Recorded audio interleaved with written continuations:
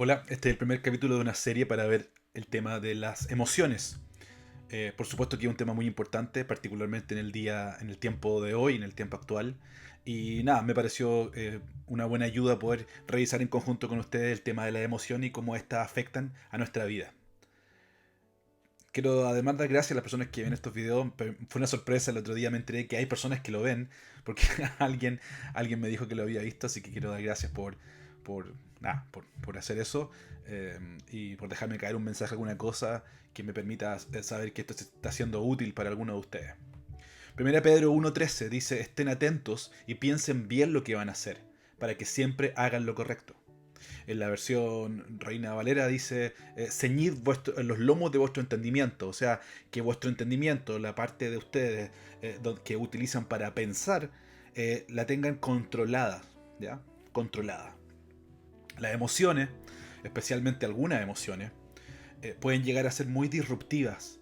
Esto quiere decir que llenan nuestros canales sensoriales, al punto de que lo único que podemos experimentar está teñido por esta emoción. Las emociones se comportan de una forma muy parecida a cómo se comportan los gases en el aspecto físico. Los gases tienden a ocupar cada espacio disponible, donde aparecen, donde están los gases tienden a distribuirse de forma equitativa en un espacio determinado. Por ejemplo, en una habitación, si alguien entra con un perfume, ese aroma llenará esa habitación o se empezará a distribuir paulatinamente de forma equitativa dentro de ese espacio.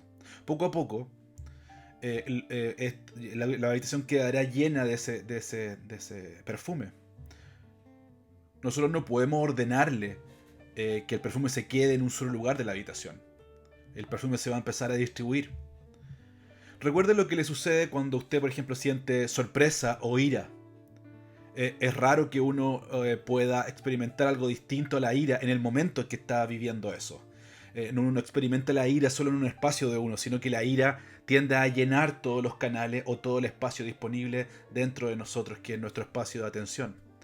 De hecho, todo nuestro interior se saturará con esa emoción, aunque sea por un momento determinado, pero en ese momento se va a saturar con esa emoción nuestro espacio interior. Por esta razón, a veces sentimos que somos presos de nuestras emociones. Es raro que uno pueda no sentir otra cosa. Uno dice, a veces soy esclavo de estas emociones. Eh, Ocupan, como le decía, demasiado espacio y nuestros intentos de disciplinar las emociones a veces son inútiles. No tenemos la capacidad de disciplinar las emociones. Debemos recordar que aún no ha llegado nuestro descanso como cristianos. Seguimos en esta tierra y seguimos en una lucha en contra de un par de asuntos que son muy importantes. La palabra nos recuerda claramente que nuestra batalla no es contra sangre o carne o contra las cosas que son tangibles, sino que contra las fuerzas engañosas del mal, eso está en Efesios, y contra el engaño del pecado que mora en nosotros, eso está en Hebreos. Estas dos fuerzas intentarán usar tus emociones en tu contra. Por lo tanto, podría ser útil, a modo de preparación, para hacer lo que dice 1 Pedro, que es ceñir nuestro entendimiento, recordar el propósito de las emociones para poder luchar de manera más efectiva y saber cuándo y cómo contrarrestarlas. Dios diseñó tus emociones para que fueran indicadores, no guías, y eso es muy importante. Las emociones son indicadores, no son la guía de nuestras vidas. Esta distinción es fundamental. Es decir, que las emociones están dispuestas dentro de nosotros para informarnos, para darnos información, no para gobernarnos.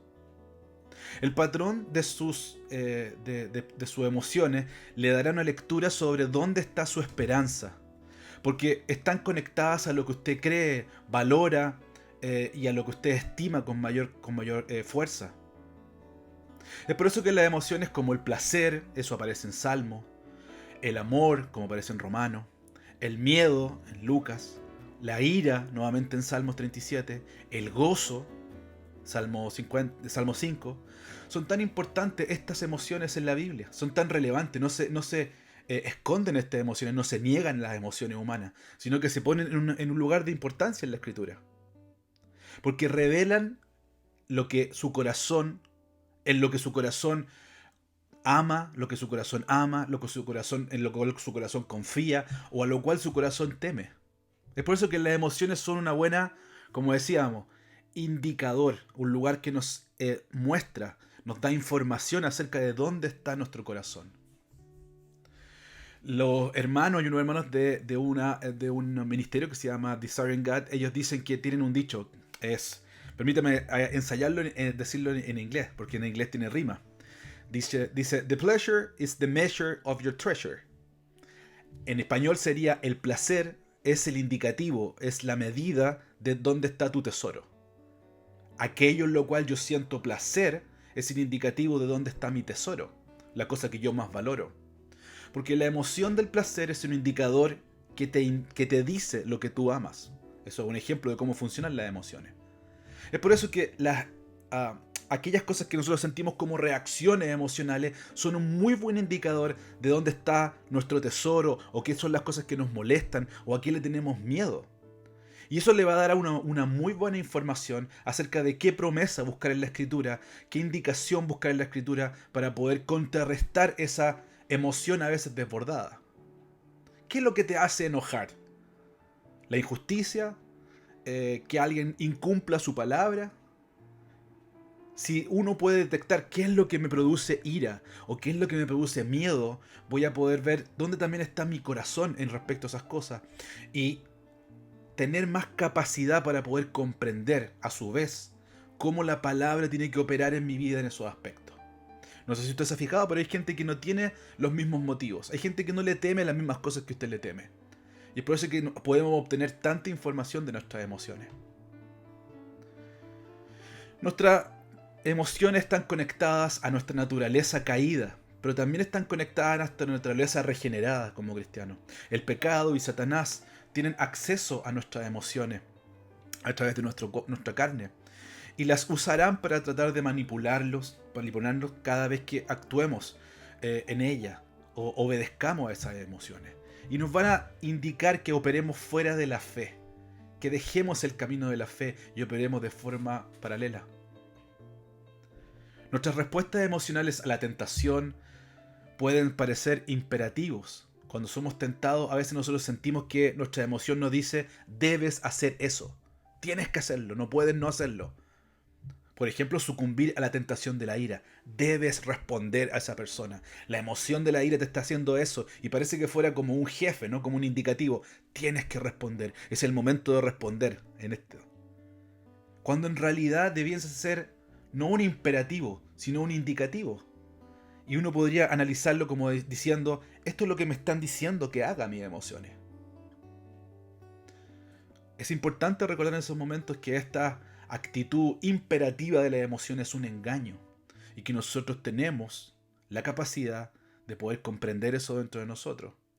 Y, como decía, mirarlos desde una perspectiva un poquito más corrernos un poquito de la emoción y decir, ah, mira, esto es lo que me están diciendo mis emociones. Me están diciendo que tengo que buscar venganza, porque es la emoción de la ira, por ejemplo. Y yo puedo tomar distancia y pedir que, en ese sentido, gobierne el Señor en mi vida. Las emociones, como les decía, no son imperativos, no son tu jefe. El miedo, la ira, no son nuestros jefes, ¿ya? Son indicativos, son información que nos permite saber dónde está nuestro corazón en ciertos aspectos. Por eso el apóstol Pablo escribe en Romanos 6, dice, no reine pues el pecado en vuestro cuerpo mortal, no reine, no se enseñoree, no tome el lugar de imperativo para hacer y obedecer a las pasiones. Así que el consejo en esta primera entrega del tema de las emociones es que uno pueda prepararse hoy. De acuerdo a lo que nos dice 1 Pedro 5, dice, sean sobrios, estén atentos, porque vuestro adversario ronda como un león, buscando a quien devorar. Sean sobrios, mantengan su mente de forma sobria, analicen lo que está pasando. Él, por ejemplo, nos va a hacer promesas o amenazas, y es posible que nosotros necesitemos tener esta sobriedad para enfrentarla. Es probable que intente aprovechar nuestras áreas débiles de incredulidad, y es posible que tus emociones surjan en la dirección o aparezcan en la dirección equivocada, y en vez de ser aliados, o aliados en términos de darnos la información, sean nuestros enemigos y se transformen en imperativos de nuestra vida. Debo hacer esto, porque mis emociones me lo dicen. Cuando eso suceda, no se impresione demasiado, no se asuste, un consejo. Reconozca que son sus emociones sencillamente, ¿ya? No es para asustarse. Recuerde que sus emociones son indicadores, no guías. Deje que le digan dónde se está realizando el ataque en su vida, para combatirlo con las promesas correctas. Y acuda a un amigo de confianza en busca de oración, perspectiva y consejo si es necesario. Por último, recuerde que esta leve aflicción momentánea nos está preparando para que después tengamos un eterno peso de gloria. Y muy pronto esta va a terminar, pero el Señor va a seguir con nosotros.